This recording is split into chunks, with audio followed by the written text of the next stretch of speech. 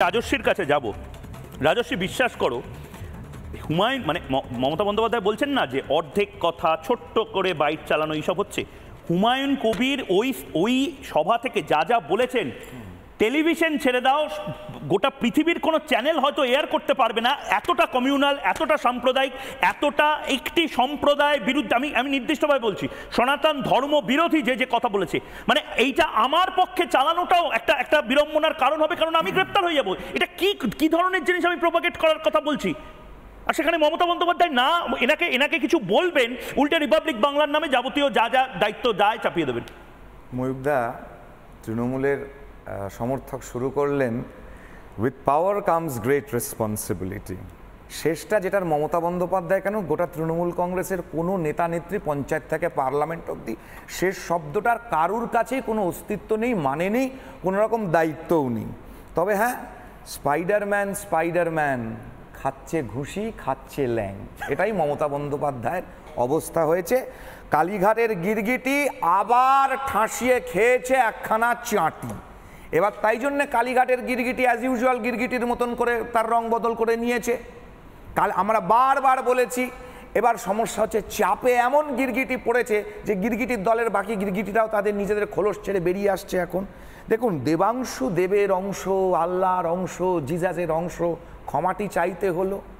অতি বড় ভণ্ড সেকুলার হলে পরেই তাদের এখনকার দিনে, এটা আর 90-এর দশক নেই যে মুর্শিদাবাদে বামনাবাদ, নসিপুর হল, কাটরা মসজিদ, সমস্ত জায়গায় একের পর এক দিনের পর দিন দাঙ্গা হয়েছে, দিনের পর দিন সেখানে হিন্দুদের পলায়ন করে মুর্শিদাবাদ ছেড়ে ডেমোগ্রাফি, সাইলেন্ট ডেমোগ্রাফিক ইনভেশন, বাড়ি ছাড়তে হয়েছে। বুদ্ধদেব বাবুর সময় 2010 সালের গঙ্গার দাঙ্গা, সেই হাজি নুরুলকে কোনো গ্রেপ্তার নয়। আজকে হাজি নুরুল তৃণমূল কংগ্রেসের বসিরহাটের ক্যান্ডিডেট। আমরা চিরকাল বলে এসেছি, কেউ কথা শুনেনি, কেউ বুঝতে পারেনি। আজকে দাঁড়িয়ে এই সোশ্যাল মিডিয়ার জগৎ বলো, আজকে এই ইন্টারনেট, এই গ্লোবালাইজেশনে আর কোনো কিছু চাপা থাকছে না যে হ্যাঁ, যেগুলো বলতাম তখন থেকে বলতাম সেগুলোই সত্যি প্রমাণ হচ্ছে। দেখো, মমতা বন্দ্যোপাধ্যায় আগামী দিনে আবার বলবে, যেমন বললো, যত মাটি তত টাকা। সবাই মিলে বলছে এখন, জানাবো দুদিন পরে মমতা বন্দ্যোপাধ্যায় বলেছে না আমি তো বলিনি। কিন্তু মমতা বন্দ্যোপাধ্যায় একটা জায়গায় পয়েন্ট অফ কন্টেনশন, যেটা আমি একবার মমতা বন্দ্যোপাধ্যায় আজকে রিপাবলিক বাংলাকে আক্রমণ করে, শোনাও না, তারাপীঠ, দক্ষিণেশ্বর, আমি তৈরি করে দিয়েছি। ওনার পয়েন্ট অফ কন্টেনশন কিন্তু একটাই, উনি বলছেন যে আমি কখনো বলতে পারি যে কোরআন শেষ হয়ে যাবে, পুরাণ শেষ হয়ে যাবে, আমি এগুলো বলতে পারি না। আমি উন্নয়নের নিরিখে বলেছিলাম। এইখানটাই আরো মজা যে এতটা উন্নয়ন কি সত্যি উনি করেছেন? একবার শুনেনি এবং তারপর নির্মলদাকে प्रश्न করব।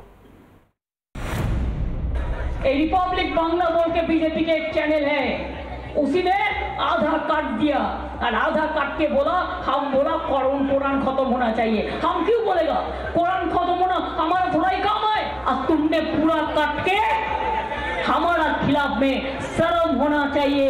हम जैसे मदद आप लोग को करते हैं जिंदगी भर, कभी ये मदद आप लोग को क्यों कोई नहीं करेगा, हर धर्म को। मैंने क्या बोला था? मैंने बोला था कि अभी हमको डेवलपमेंट का बात कहने से बहुत टाइम लग जाएगा, हमको बूथ लेवल से शुरू करना पड़ेगा।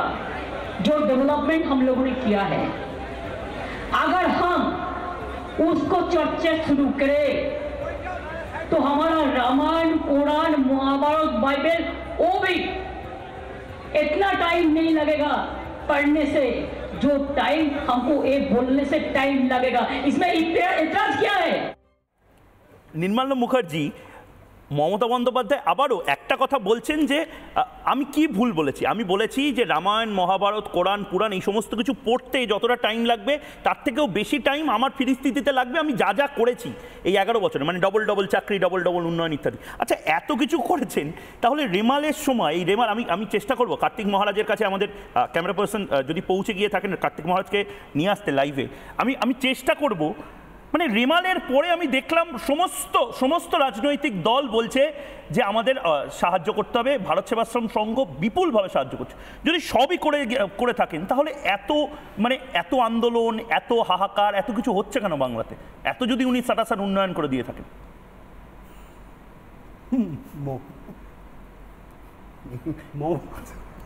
হাসি পেয়ে যায়, কি করে উত্তর দেব? রামায়ণ, মহাভারত, কোরআন, পুরাণ এত কিছু উনি পড়েছেন। আমি জানি না ময়ূক এত কিছু উনি পড়েছেন কি না, উনি যে কাজগুলো করেছেন সেগুলো সম্বন্ধে বলেছেন, কিন্তু আমার কাছে যেটা সবথেকে ইন্টারেস্টিং লেগেছেন যে উনি স্পিচটা শুরু করলেন বিজেপির এক চ্যানেল হ্যাঁ, মানে আগেই একটা তকমা দিয়ে দিলেন যে চ্যানেলটা বিজেপির চ্যানেল। সুতরাং এইখানেই আমার আপত্তিটা রয়েছে যে একটা সংবাদ মাধ্যমকে দাগিয়ে দেওয়া, এটাই হচ্ছে ওনার উদ্দেশ্য। কোরআন পুরাণ এগুলো নিয়ে ওনার কোনো মাথা ব্যথা নেই। আপনারা কিছু ইম্প্যাক্ট তৈরি করতে পারছেন, নিশ্চয়ই কোনো একটা ইম্প্যাক্ট আছে যেটা ওনার পরিপন্থী, এবং সেটা উনি মোটেই সহ্য করতে পারছেন না, যার জন্য এটা বলছে। কিন্তু এটাও কি একটা কারণ নির্মলদা? একজন লিখছেন আপনাকে, একজন দর্শক স্বপন মুখার্জি বলে, উনি কোনো ধর্ম মানেন না, যখন যাকে দরকার হয় তখন সেইভাবে ব্যবহার করেন। এটাও কি একটা কারণ যে বুঝতে পারছেন যে সংখ্যালঘু সম্প্রদায়ের মানুষ, সংখ্যাগুরু সম্প্রদায়ের মানুষ, সাধু সন্ত ফকির বাউল সবাই বোধহয় মমতা বন্দ্যোপাধ্যায় যা যা বলছেন পছন্দ করছেন। না, আমি তো দেবের অংশ দেবাংশু, আল্লাহর অংশ দেবাংশু। না, আমি তো আপনাদের চ্যানেলেই বসে বলেছি যে মমতা বন্দ্যোপাধ্যায়ের ধর্ম আর আপনারা যে সনাতন ধর্ম বলেন দুটো আলাদা। মমতা বন্দ্যোপাধ্যায়ের ধর্মীয় ভাষা আর আপনাদের যে ধর্মীয় ভাষা দুটো আলাদা।